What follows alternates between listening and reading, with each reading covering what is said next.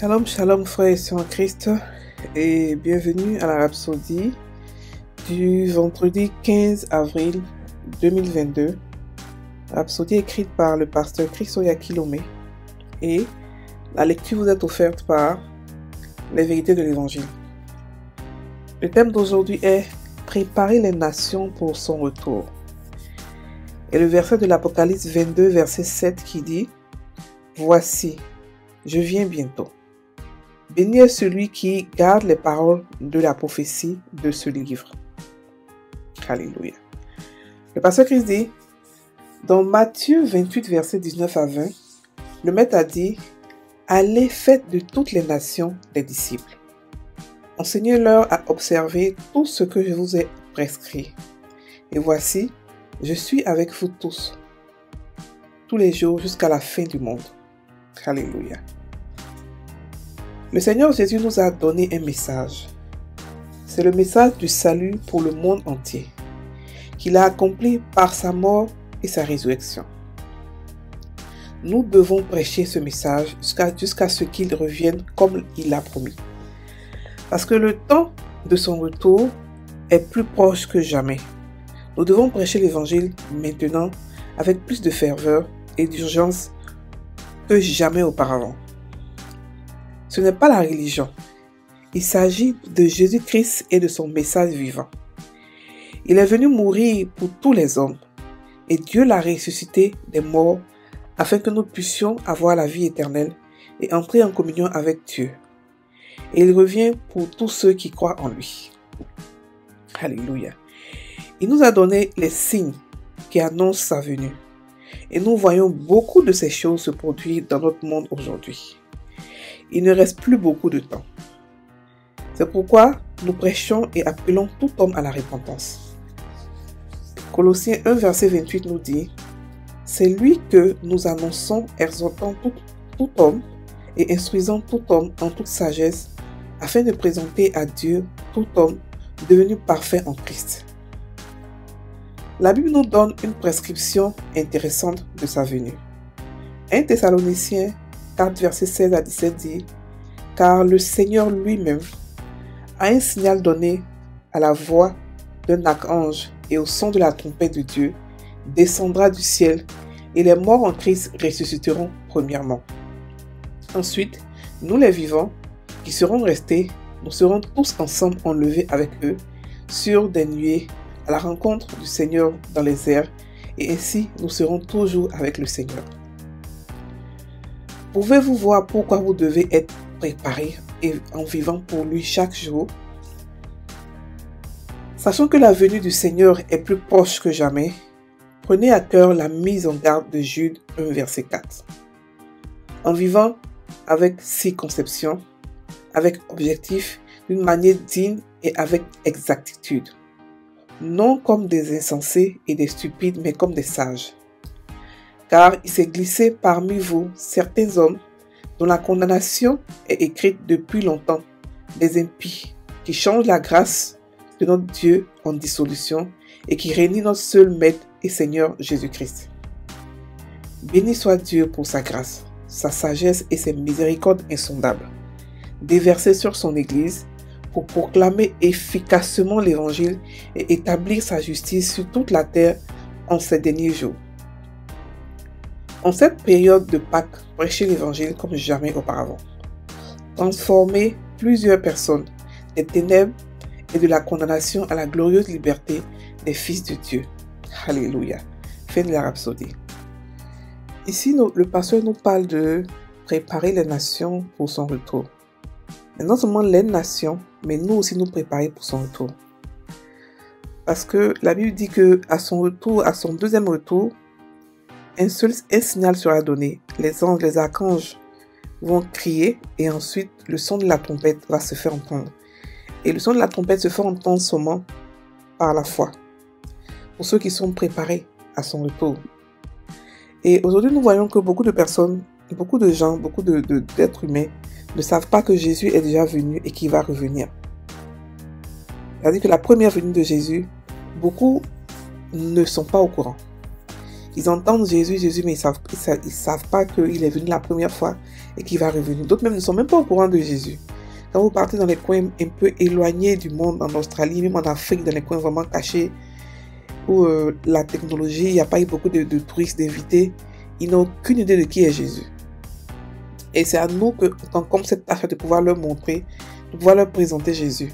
Et leur dire qu'il est venu et qu'il va revenir. Il est le seul qui est parti et qui a été ressuscité. Aucun des autres n'a été ressuscité, ni Mohamed, ni tous ces icônes religieuses dont tout le monde parle, qui ont fait de grandes choses, des méditations et tout ça, des choses extraordinaires. Ils sont tous morts et personne n'est revenu. Seul Jésus. C'est pour ça qu'il a dit que je suis le seul chemin.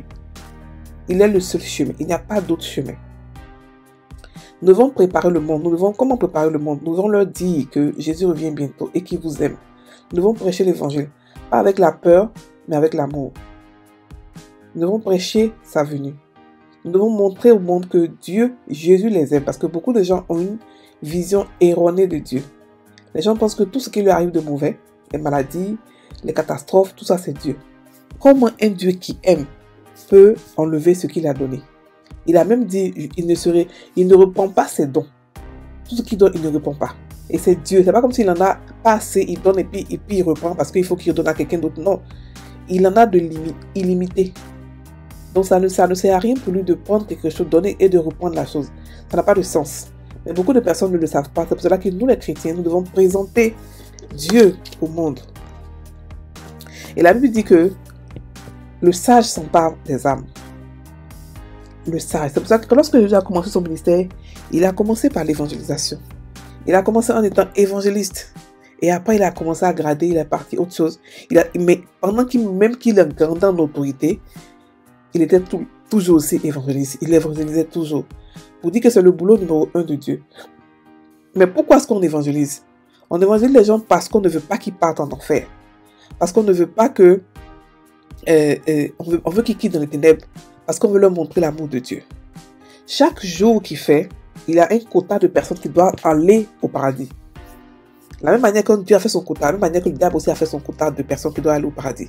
Et c'est à nous qu'incombe la tâche de ne pas faire partie, de ne pas laisser les gens aller en enfer. La Bible dit que nous sommes comme des gardiens des âmes des gens. Et que ceux qu'on n'a pas pu ou on n'a pas voulu évangéliser, Dieu va nous demander leur sang. Parce que nous étions ceux-là qui devaient les protéger, qui devaient prier pour eux. Nous devons évangéliser, frères et sœurs. Non seulement prier pour les âmes, mais aussi aller vers les âmes. Et aller vers les âmes avec beaucoup d'amour. Maintenant, nous-mêmes, comment nous préparer? Judas a dit quoi? Judas a dit, il y a des gens qui sont glissés entre nous, dont la condamnation est écrite déjà. Il ne faudrait pas qu'on suive ces personnes-là. Il faudrait qu'on soit focus sur la venue de Christ et sur le travail qui se fait sur nous-mêmes pour pouvoir rester dans la grâce. Pour ne pas être distrait, pour ne pas être... Parce qu'il y a beaucoup de gens qui vont venir. La Bible nous parle dans Matthieu 23 à 24 qu'il y a des hommes prophètes qui vont venir, qui vont faire beaucoup de miracles, mais qui ne sont pas de Dieu. Les miracles ne valident pas quelqu'un comme si la personne est de Dieu. Les miracles ne font rien. Ce qu'il faut, c'est l'amour et la parole de Dieu. C'est ça qui est la vérité. Ce n'est pas les miracles. Il y a des églises qui ne vont jamais faire d'évangélisation. Il ne faut qu'on concentre pas à aller prier, que des miracles. Alors que le monde est dehors, le monde nous attend. Nous sommes la solution. Donc, frères et sœurs, nous devons prier, nous devons toucher les âmes pour transformer plusieurs personnes, pour les envoyer des ténèbres à la lumière. Et en ce temps de Pâques surtout, nous devons encore faire plus d'efforts pour pouvoir évangéliser. Alléluia. C'est ce que le pasteur ici nous dit. Nous devons préparer le monde, leur dire ce qui est arrivé, leur dire ce qui va arriver, selon ce que Jésus a dit. Jésus a dit qu'on ne connaît pas l'heure, on ne connaît pas le jour, mais il n'a pas dit on ne connaît pas l'année. Ça veut dire qu'on peut faire des approximations avec ce qui se passe aujourd'hui. Avec tous les signes qu'il a donnés, chacun peut s'asseoir et puis étudier les signes là et comprendre qu'effectivement, il revient bientôt et que nous devons travailler pour ça. Nous devons travailler pour les âmes. Parce que le gain d'âme est le travail numéro 1 de Dieu. C'est ce qu'il adore le plus. Trouver, amener ses enfants vers lui. C'est pas parce c'est parce qu'une prophétie a été faite, a été dite, qu'elle va forcément se réaliser. Ça veut dire que si Dieu, par exemple, a fait un quota par jour de personnes et que nous, les chrétiens, nous ne travaillons pas, ces personnes n'iront pas au paradis. Non. Ces personnes iront peut-être en enfer. Donc, nous devons travailler pour ne pas que le sang des gens innocents retombe sur nous. Alléluia. Je vais faire la prière. Cher Père, avec beaucoup de ferveur et d'urgence, je prêche l'évangile. Cet évangile de justice, je le prêche avec tant de puissance. Et j'arrache beaucoup de la destruction, de la condamnation